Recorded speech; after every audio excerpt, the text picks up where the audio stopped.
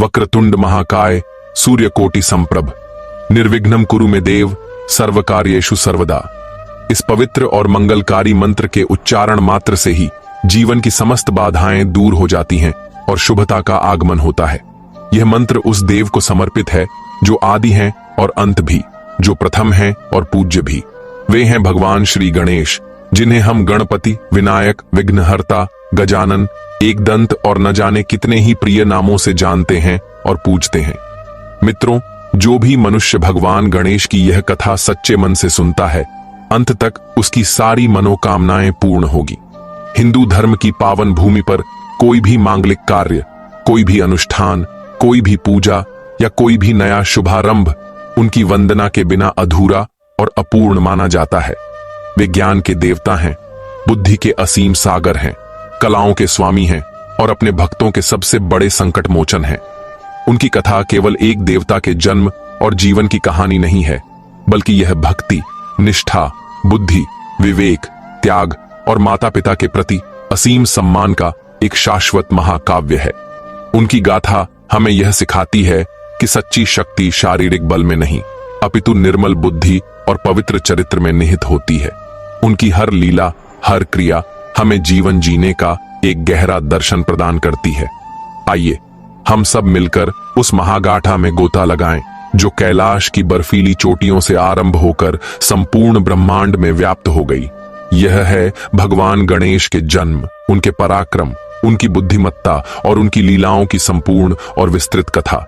यह कथा उस समय की है जब कैलाश पर्वत पर शांति, तप और वैराग्य का साम्राज्य था।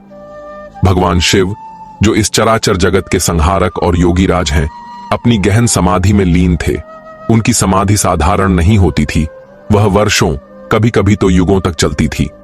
इस दौरान कैलाश का वातावरण अत्यंत शांत, निर्मल और आध्यात्मिक ऊर्जा से ओतप्रोत रहता था। माता पार्वती, जो आदिशक्ति जगदम्बा का साक्षात स्वरूप हैं, भगवान शिव की अर्धांगिनी के रूप में कैलाश पर निवास करती थीं। वे अपना अधिकांश समय अपने पति महादेव की सेवा और उनके ध्यान में ही व्यतीत करती थीं। एक दिन माता पार्वती को स्नान करने की इच्छा हुई। वे अपने निजी स्नानागार की ओर गईं और उन्होंने अपने सबसे विश्वसनीय और प्रिय गण नंदी को द्वार पर पहरा देने का आदेश दिया। उन्होंने स्पष्ट रूप से कहा कि जब तक वे स्नान कर रही हैं, तब तक किसी को भी किसी भी परिस्थिति में अंदर प्रवेश करने की अनुमति न दी जाए, चाहे वह कोई भी क्यों न हो। नंदी ने शीश झुकाकर आज्ञा का पालन करने का वचन दिया और द्वार पर पूरी मुस्तैदी के साथ खड़े हो गए। माता पार्वती पूर्ण रूप से निश्चिंत होकर स्नान के लिए चली गईं। संयोगवश उसी समय भगवान शिव अपनी लंबी समाधि से जागे। उनका मन अपनी प्रिय पार्वती से मिलने को अत्यंत आतुर था, इसलिए वे बिना किसी सूचना के सीधे उनके कक्ष की ओर चल पड़े। जब वे द्वार पर पहुंचे तो नंदी ने उन्हें देखा। अपने स्वामी को सामने पाकर नंदी एक बड़े धर्म संकट में पड़ गए। एक ओर माता की कठोर आज्ञा थी, तो दूसरी ओर उनके आराध्य स्वामी खड़े थे, जिन्हें वे रोक नहीं सकते थे। अंत में स्वामी भक्ति के आगे वे माता की आज्ञा का पालन न कर सके और उन्होंने भगवान शिव को मार्ग दे दिया। भगवान शिव सीधे कक्ष के अंदर चले गए। उस समय माता पार्वती निर्वस्त्र होकर स्नान कर रही थीं। अचानक भगवान शिव को वहां देखकर वे अत्यंत लज्जित और असहज हो गईं। उन्हें इस बात पर गहरा क्षोभ भी हुआ कि उनकी आज्ञा का उल्लंघन किया गया और उनकी एकांतता इस प्रकार भंग हुई। जब वे स्नान करके बाहर आईं तो उनके मन में एक गहरा और दृढ़ विचार उत्पन्न हुआ। उन्होंने सोचा, नंदी और अन्य सभी गण मेरे पति के प्रति समर्पित हैं। वे मेरे आदेश का पालन अवश्य करते हैं, लेकिन जब मेरे और मेरे स्वामी के आदेश के बीच चयन करने की बात आती है, तो वे स्वाभाविक रूप से अपने स्वामी का ही पक्ष लेंगे। मेरे पास ऐसा कोई अपना सेवक नहीं है जो केवल और केवल मेरी आज्ञा के प्रति निष्ठावान हो, जो मेरे लिए किसी से भी भिड़ जाए, चाहे सामने स्वयं महादेव ही क्यों ना हो। यह विचार उनके मन में दृढ़ होता गया। उन्हें एक ऐसे पुत्र की कामना हुई जो उनका अपना हो, उनकी शक्ति का अंश हो और उनका परम भक्त हो, जो केवल अपनी माता की आज्ञा को ही सर्वोपरि माने। इसी दृढ़ संकल्प के साथ माता पार्वती ने एक अभूतपूर्व और दिव्य कार्य करने का निश्चय किया। उन्होंने अपने दिव्य शरीर पर लगे उबटन, जो हल्दी, चंदन और अन्य मंगल द्रव्यों से बना था, को उतारा। उस उबटन को उन्होंने अपने हाथों से गूंथना आरंभ किया। अपना संपूर्ण वात्सल्य, अपनी संपूर्ण शक्ति और अपनी इच्छा को उस मिट्टी में केंद्रित करते हुए उन्होंने एक सुंदर और सुडौल बालक की मूर्ति का निर्माण किया। वह मूर्ति इतनी जीवंत और सजीव लग रही थी कि मानो अभी बोल पड़ेगी। जब मूर्ति बनकर तैयार हो गई तो माता पार्वती ने अपनी आंखें बंद कीं और अपनी योग माया की संपूर्ण शक्ति का आह्वान किया। उन्होंने उस निर्जीव मूर्ति में प्राण फूंक दिए। एक दिव्य प्रकाश के साथ वह मूर्ति एक जीवित बालक में परिवर्तित हो गई। वह बालक असाधारण रूप से तेजस्वी और बलवान था। उसका मुखमंडल करोड़ों सूर्य के समान दमक रहा था और उसकी भुजाओं में असीम शक्ति की झलक थी। उसे देखकर माता पार्वती का हृदय वात्सल्य से भर गया। उन्होंने उसे गले से लगा लिया और कहा, तुम मेरे पुत्र हो। आज से तुम केवल मेरी आज्ञा का पालन करोगे।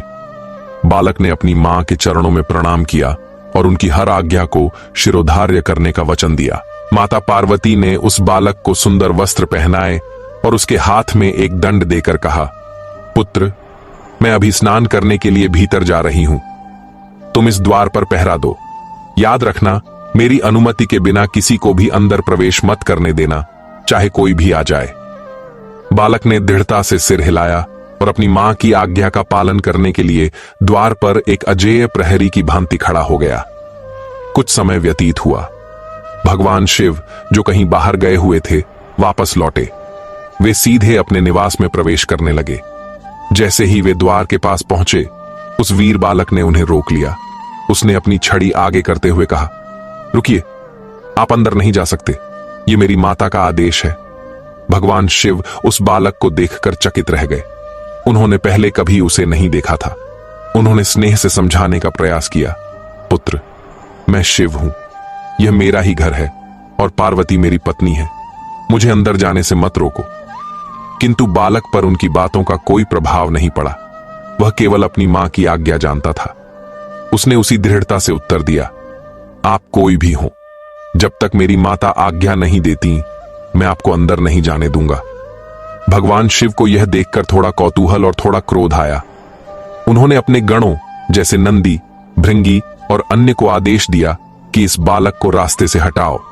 शिव के गण उस बालक को एक साधारण बालक समझकर आगे बढ़े, लेकिन जो हुआ वह अविश्वसनीय और अभूतपूर्व था। उस अकेले बालक ने अपनी अद्भुत शक्ति से सभी गणों को बुरी तरह परास्त कर दिया। को उठाकर फेंक दिया तो किसी को अपने दंड से मारकर दूर कर दिया। कैलाश पर्वत पर हाहाकार मच गया। जब यह समाचार देवताओं तक पहुंचा तो वे भी चिंतित हो गए। स्वयं भगवान विष्णु और ब्रह्मा जी वहां पधारे। उन्होंने भी बालक को समझाने का प्रयास किया, लेकिन वह अपनी बात पर अडिग रहा। उसने कहा, मेरे लिए मेरी माता की आज्ञा ही सर्वोपरि है। अब भगवान शिव का धैर्य समाप्त हो गया। एक बालक द्वारा इस प्रकार रोका जाना उन्हें अपना अपमान लगा। उनका योगी स्वरूप क्रोधित रुद्र में परिवर्तित होने लगा। उन्होंने बालक को युद्ध के लिए ललकारा। दोनों के बीच भयंकर युद्ध छिड़ गया। वह बालक अपनी दैवीय शक्ति के कारण भगवान शिव के हर प्रहार का उत्तर दे रहा था। यह देखकर भगवान शिव को एहसास हुआ कि यह कोई साधारण बालक नहीं है। अंत में जब कोई और उपाय नहीं बचा तो भगवान शिव ने अपने अमोघ अस्त्र त्रिशूल का प्रयोग किया। त्रिशूल की दिव्य शक्ति के आगे वह बालक टिक न सका और एक ही क्षण में भगवान शिव ने उस बालक का मस्तक उसके धड़ से अलग कर दिया। बालक का निर्जीव शरीर पृथ्वी पर गिर पड़ा।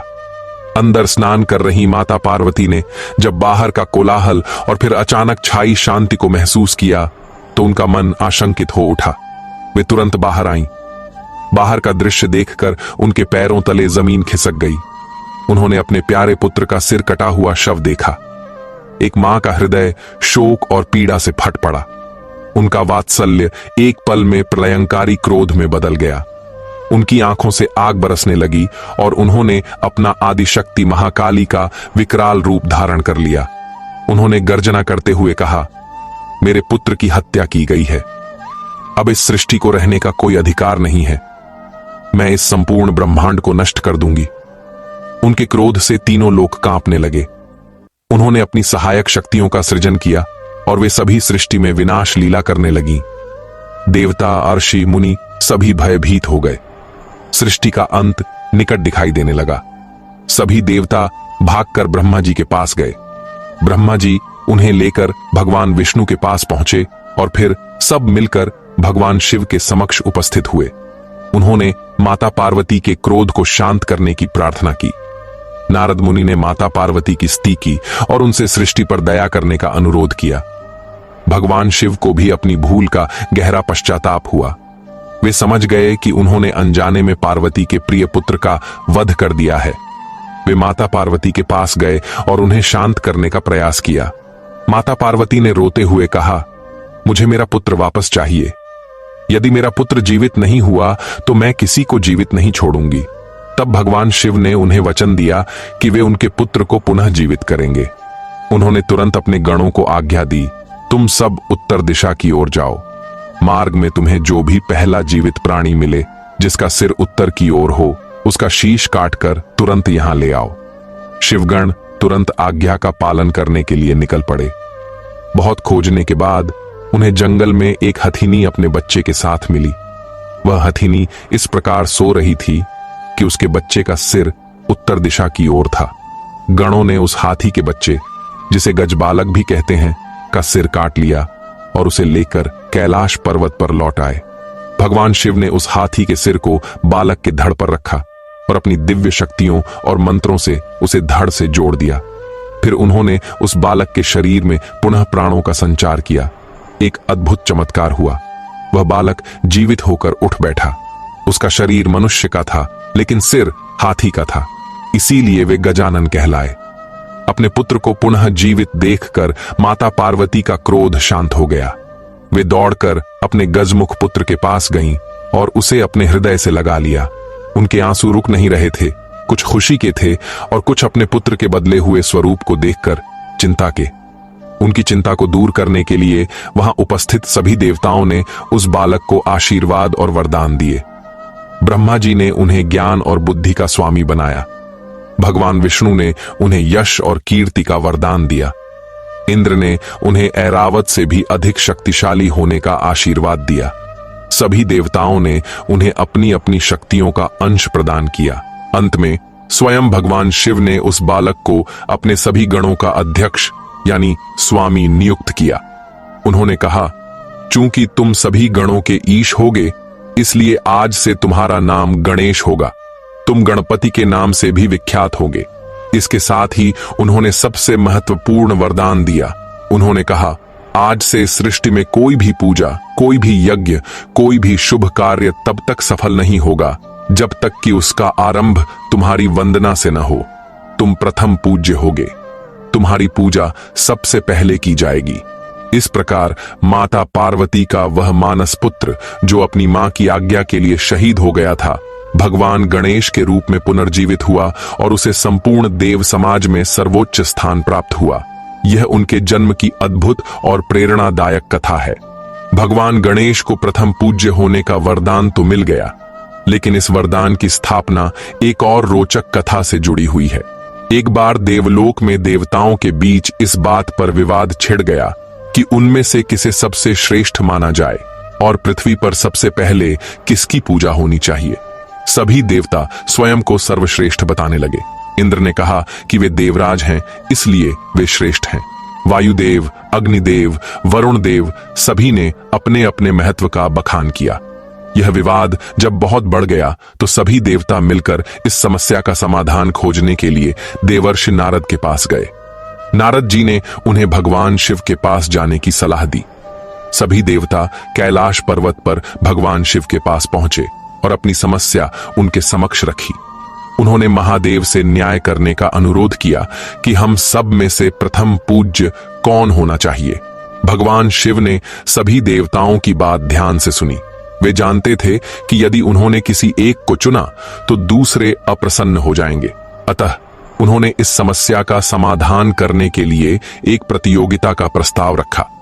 उन्होंने कहा, आप सभी देवताओं में से जो कोई भी इस संपूर्ण ब्रह्मांड की परिक्रमा करके सबसे पहले मेरे पास वापस लौटेगा, उसे ही सर्वश्रेष्ठ माना जाएगा और वही प्रथम पूज्य कहलाएगा।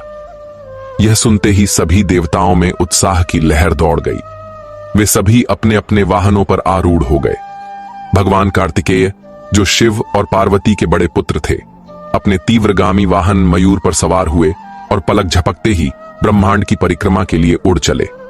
इंद्र अपने ऐरावत हाथी पर, सूर्य देव अपने 7 घोड़े वाले रथ पर और अन्य सभी देवता अपने अपने तेज वाहनों पर बैठकर निकल पड़े। उन सभी में ब्रह्मांड का चक्कर लगाकर सबसे पहले लौटने की होड़ मची थी। वहीं दूसरी ओर भगवान गणेश भी खड़े थे। उनका वाहन एक छोटा सा मूषक था। वे जानते थे कि अपने इस धीमे वाहन के साथ वे कभी भी इस प्रतियोगिता को नहीं जीत सकते। वे कुछ पल के लिए चिंतित हुए, लेकिन फिर उन्होंने अपनी बुद्धि का प्रयोग किया, जिसके लिए वे जाने जाते हैं। उन्होंने गहन विचार किया कि इस ब्रह्मांड का सार क्या है, यह ब्रह्मांड किससे बना है, मेरे लिए इस ब्रह्मांड का केंद्र कौन है। उनके मन में तुरंत उत्तर आया, मेरे लिए तो मेरे माता पिता भगवान शिव और माता पार्वती ही संपूर्ण ब्रह्मांड हैं। शास्त्रों में भी कहा गया है कि माता पिता की सेवा और परिक्रमा करने से समस्त तीर्थों और लोकों की परिक्रमा का पुण्य प्राप्त होता है। यह विचार आते ही भगवान गणेश का चेहरा आत्मविश्वास से चमक उठा। वे अपने माता पिता के पास गए, जो एक आसन पर विराजमान थे। उन्होंने दोनों को श्रद्धा पूर्वक प्रणाम किया। फिर उन्होंने अपने माता पिता की परिक्रमा करनी आरंभ कर दी। उन्होंने 1, 2, 3 इस प्रकार पूरी 7 बार अपने माता पिता की परिक्रमा की। परिक्रमा पूरी करने के बाद वे हाथ जोड़कर उनके सामने आकर खड़े हो गए। भगवान शिव और माता पार्वती यह सब देखकर हैरान थे। शिव ने मुस्कुराते हुए पूछा, पुत्र गणेश, यह तुम क्या कर रहे हो? सभी देवता ब्रह्मांड की परिक्रमा के लिए गए हैं और तुम यहीं हमारे चक्कर लगा रहे हो। क्या तुम प्रतियोगिता में भाग नहीं लेना चाहते? तब भगवान गणेश ने अत्यंत विनम्रता और ज्ञान से परिपूर्ण उत्तर दिया। उन्होंने कहा, हे पिता, हे माता, मेरे लिए तो आप दोनों ही संपूर्ण ब्रह्मांड हैं। समस्त लोक, समस्त तीर्थ, समस्त देव आप दोनों के चरणों में ही समाहित हैं। जब मेरा संपूर्ण ब्रह्मांड यहीं मेरे समक्ष उपस्थित है, तो मुझे कहीं और जाने की क्या आवश्यकता है? मैंने आपकी परिक्रमा करके संपूर्ण ब्रह्मांड की परिक्रमा कर ली है। भगवान गणेश के मुख से ऐसे ज्ञानपूर्ण और सारगर्भित वचन सुनकर भगवान शिव और माता पार्वती का हृदय गदगद हो गया। वे अपने पुत्र की असाधारण बुद्धि और विवेक पर अत्यंत प्रसन्न और गौरवान्वित हुए। उन्होंने गणेश को गले से लगा लिया। कुछ समय बाद भगवान कार्तिकेय और अन्य सभी देवता ब्रह्मांड की परिक्रमा करके एक एक कर लौटने लगे। कार्तिकेय सबसे पहले पहुंचे और स्वयं को विजयी समझने लगे, लेकिन जब उन्होंने गणेश को पहले से ही वहां उपस्थित पाया तो वे आश्चर्यचकित रह गए। उन्होंने पूछा, गणेश, तुम इतनी जल्दी कैसे लौट आए? तुम्हारा वाहन तो बहुत धीमा है। तब भगवान शिव ने सभी देवताओं को संबोधित करते हुए कहा, इस प्रतियोगिता के विजेता गणेश हैं। उन्होंने समझाया कि गणेश ने किस प्रकार अपनी बुद्धि का प्रयोग करके यह सिद्ध कर दिया कि माता पिता का स्थान ब्रह्मांड से भी ऊंचा है। शारीरिक बल और गति से अधिक महत्वपूर्ण ज्ञान और विवेक है। गणेश ने इस सत्य को चरितार्थ किया है। सभी देवताओं ने गणेश की बुद्धिमत्ता को स्वीकार किया और उनकी जय जयकार की। उस दिन से भगवान गणेश का प्रथम पूज्य का स्थान और भी सुदृढ़ हो गया और यह स्थापित हो गया कि किसी भी कार्य के आरंभ में गणेश वंदना क्यों आवश्यक है। यह कथा हमें सिखाती है कि सच्ची भक्ति और ज्ञान बाहरी दुनिया में भटकने से नहीं, बल्कि अपने मूल और अपने माता पिता की सेवा में ही मिलती है। भगवान गणेश की बुद्धिमत्ता और ज्ञान की कोई सीमा नहीं थी। वे केवल देवताओं में ही नहीं, बल्कि ज्ञान और साहित्य के क्षेत्र में भी अद्वितीय थे। इसका सबसे बड़ा प्रमाण है उनका महाभारत जैसे विशाल महाकाव्य का लेखक बनना। यह उस समय की बात है जब महर्षि वेदव्यास ने अपने मन में महाभारत की पूरी कथा को रच लिया था। यह केवल एक कहानी नहीं थी, बल्कि धर्म, अर्थ, काम और मोक्ष का एक विशाल ज्ञान कोश था, जिसमें लाखों श्लोक थे। महर्षि व्यास इस महाकाव्य को लिपिबद्ध करना चाहते थे, लेकिन उनके सामने एक बड़ी समस्या थी। उनके विचारों की गति बहुत तीव्र थी। वे जिस गति से श्लोकों की रचना करते थे, उस गति से लिखने वाला कोई साधारण लेखक पृथ्वी पर नहीं था। इस समस्या के समाधान के लिए महर्षि वेदव्यास परमपिता ब्रह्मा जी के पास गए। उन्होंने अपनी समस्या ब्रह्मा जी को बताई। ब्रह्मा जी ने कुछ क्षण विचार किया और फिर कहा, हे महर्षि, आपके इस महान कार्य के लिए केवल एक ही व्यक्ति सक्षम है और वे हैं बुद्धि के देवता भगवान श्री गणेश। आप उनके पास जाइए और उनसे यह महाकाव्य लिखने का अनुरोध कीजिए। ब्रह्मा जी की सलाह मानकर महर्षि व्यास सीधे कैलाश पर्वत पर भगवान गणेश के पास पहुंचे। उन्होंने गणेश जी की स्तुति की और फिर उनसे महाभारत महाकाव्य का लेखक बनने की प्रार्थना की। उन्होंने कहा, हे गणपति, मैंने एक महाकाव्य की रचना की है जिसे मैं चाहता हूं कि आप अपनी लेखनी से लिपिबद्ध करें। भगवान गणेश महर्षि व्यास का सम्मान करते थे। वे इस महान कार्य के लिए तैयार हो गए, लेकिन उन्होंने अपनी एक शर्त रखी। उन्होंने कहा, हे महर्षि, मैं आपका लेखक बनने के लिए तैयार हूं, किंतु मेरी एक शर्त है। जब मैं लिखना आरंभ करूंगा तो मेरी लेखनी एक क्षण के लिए भी नहीं रुकेगी। यदि आप श्लोक बोलने में रुके और मेरी लेखनी रुक गई तो मैं उसी क्षण लिखना बंद कर दूंगा और फिर दोबारा नहीं लिखूंगा। महर्षि व्यास गणेश जी की अद्भुत क्षमता को जानते थे। उन्होंने यह कठिन शर्त स्वीकार कर ली, लेकिन अपनी ओर से उन्होंने भी एक प्रत्युत्तर शर्त रखी जो उनकी बुद्धिमत्ता का परिचायक थी। महर्षि व्यास ने कहा, हे विघ्नहर्ता, मुझे आपकी शर्त स्वीकार है, किंतु मेरी भी एक शर्त है। आप जो भी श्लोक लिखेंगे उसे बिना समझे नहीं लिखेंगे। आपको प्रत्येक श्लोक का अर्थ समझने के बाद ही उसे लिखना होगा। भगवान गणेश मुस्कुराए और उन्होंने महर्षि व्यास की शर्त भी स्वीकार कर ली। इस प्रकार इतिहास के सबसे बड़े महाकाव्य को लिखने का अद्वितीय कार्य आरंभ हुआ। महर्षि वेदव्यास श्लोक बोलते जाते और भगवान गणेश तीव्र गति से उन्हें ताड़पत्रों पर लिखते जाते। गणेश जी की लिखने की गति वास्तव में विचारों की गति के समान थी। महर्षि व्यास को जब भी आगे के श्लोकों की रचना के लिए या थोड़ा विश्राम करने के लिए समय की आवश्यकता होती तो वे बीच बीच में एक बहुत ही जटिल और गूढ़ अर्थ वाला श्लोक बोल देते। इन श्लोकों को कूट श्लोक कहा जाता था। जब ऐसा कोई कूट श्लोक आता तो भगवान गणेश को उसका अर्थ समझने और मनन करने में कुछ समय लग जाता। जब तक वे उस श्लोक के गहरे अर्थ को समझते, उतनी देर में महर्षि व्यास अपने मन में सैकड़ों नए श्लोकों की रचना कर लेते। इस प्रकार दोनों की शर्तें पूरी हो रही थीं और महाभारत का लेखन कार्य निर्बाध रूप से आगे बढ़ रहा था। यह प्रक्रिया महीनों तक चलती रही।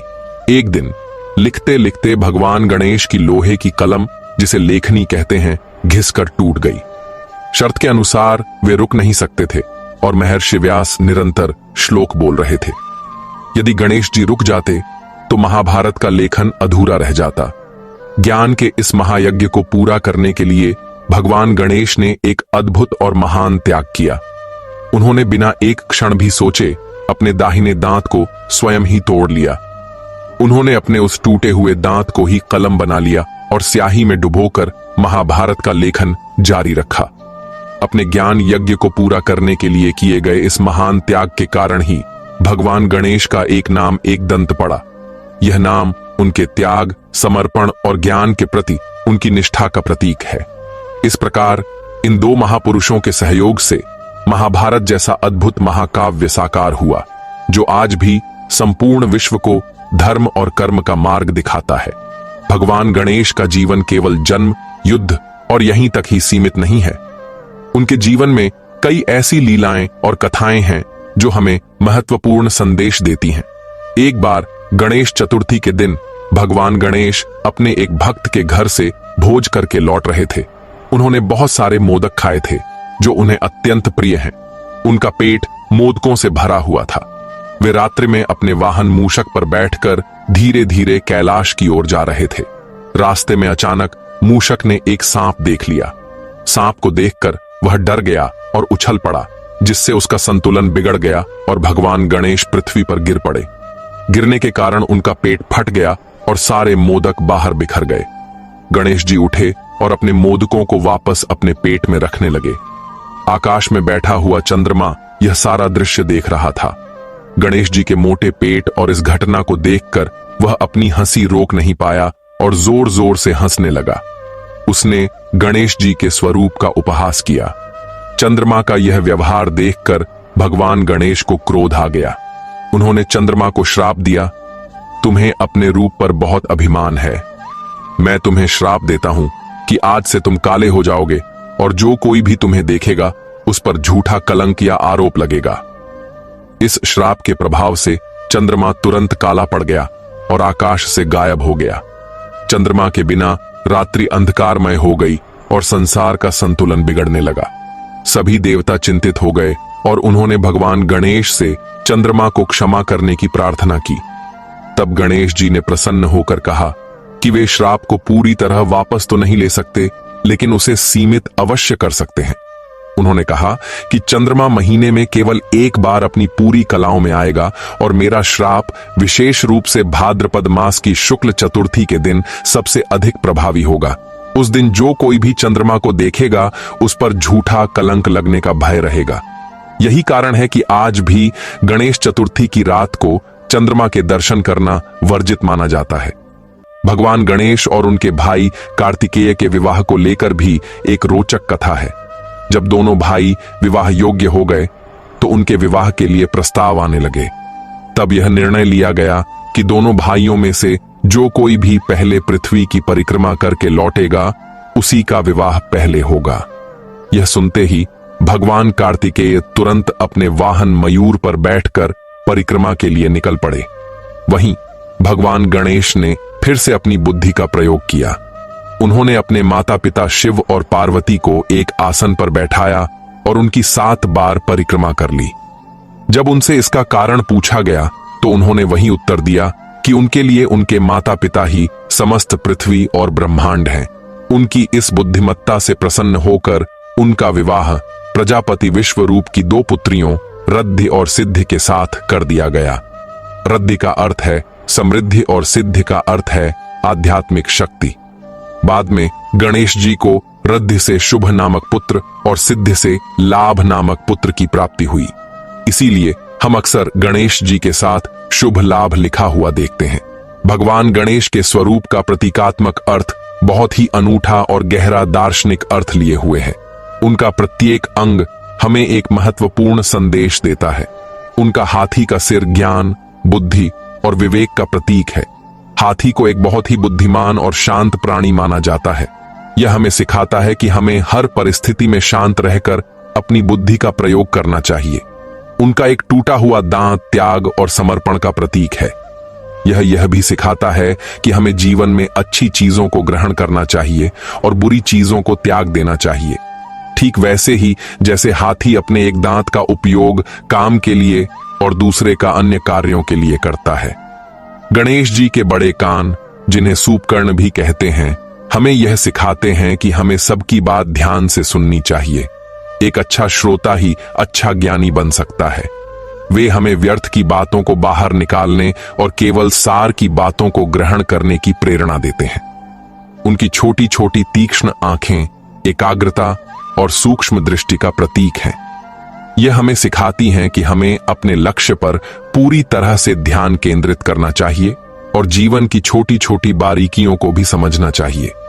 उनका बड़ा पेट, जिसे लंबोदर भी कहते हैं, यह दर्शाता है कि हमें जीवन में आने वाली सभी अच्छी और बुरी बातों को समान भाव से पचा लेना चाहिए। हमें सुख में अधिक उत्साहित और दुख में अधिक निराश नहीं होना चाहिए, बल्कि हर बात को अपने अंदर समाहित कर लेना चाहिए। उनकी 4 भुजाएं उनकी सर्वव्यापकता और अपार शक्ति को दर्शाती हैं। उनके एक हाथ में पाश होता है जो मोह और आसक्ति पर नियंत्रण का प्रतीक है। दूसरे हाथ में अंकुश होता है जो इंद्रियों और मन पर नियंत्रण का प्रतीक है। तीसरे हाथ में मोदक होता है जो ज्ञान और साधना के मीठे फल का प्रतीक है।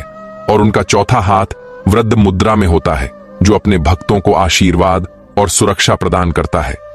उनका वाहन एक छोटा सा मूषक है जो तर्क, इच्छा और अहंकार का प्रतीक है। एक छोटा सा चूहा हर चीज को कुतर देता है। गणेश जी का उस पर सवार होना यह दर्शाता है कि उन्होंने अपनी इच्छाओं और अपने अहंकार पर पूरी तरह से विजय प्राप्त कर ली है। यह हमें भी अपने मन और इच्छाओं को नियंत्रित करने का संदेश देता है।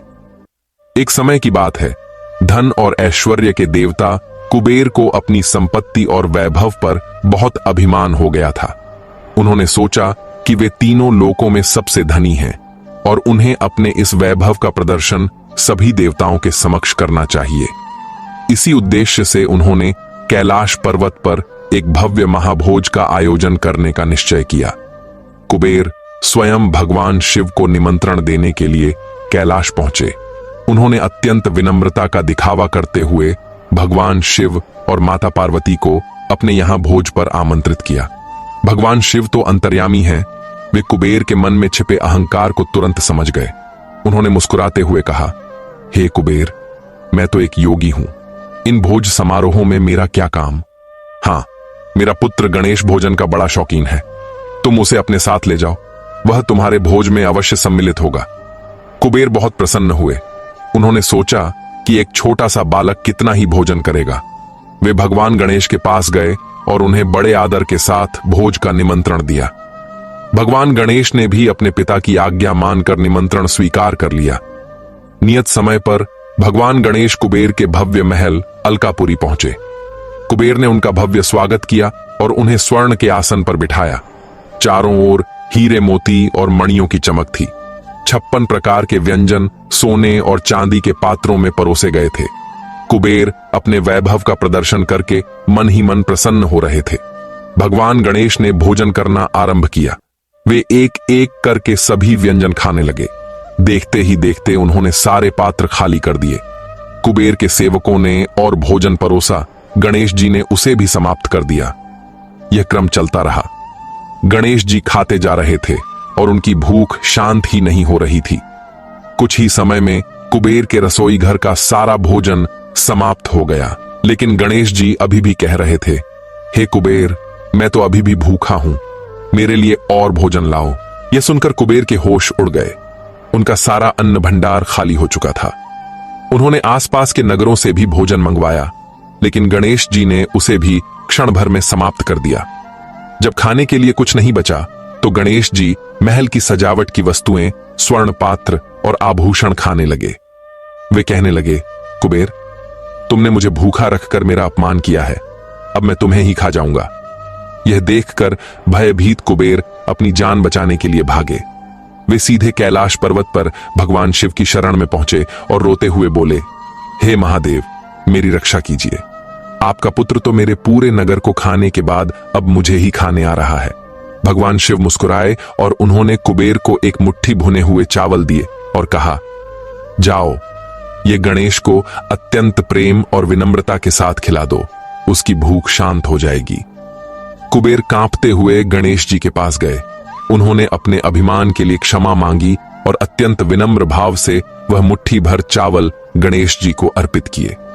उन चावलों को खाते ही भगवान गणेश की भूख तुरंत शांत हो गई और वे तृप्त होकर मुस्कुराने लगे। तब कुबेर को अपनी भूल का एहसास हुआ। उनका सारा अभिमान चूर चूर हो गया। उन्होंने समझा कि सच्चा धन विनम्रता और भक्ति है, न कि भौतिक संपत्ति। इस प्रकार भगवान गणेश ने कुबेर के अहंकार का नाश किया। यह कथा उस काल की है जब सृष्टि अपनी युवावस्था में थी और धर्म तथा अधर्म के बीच का संघर्ष निरंतर चलता रहता था। पाताल लोक की गहराइयों में, जहां सूर्य का प्रकाश भी पहुंचने से कांपता था, हिरण्यकशिपु और हिरण्याक्ष जैसे महान असुरों के वंश में एक अत्यंत महत्वाकांक्षी और शक्तिशाली दैत्य का जन्म हुआ।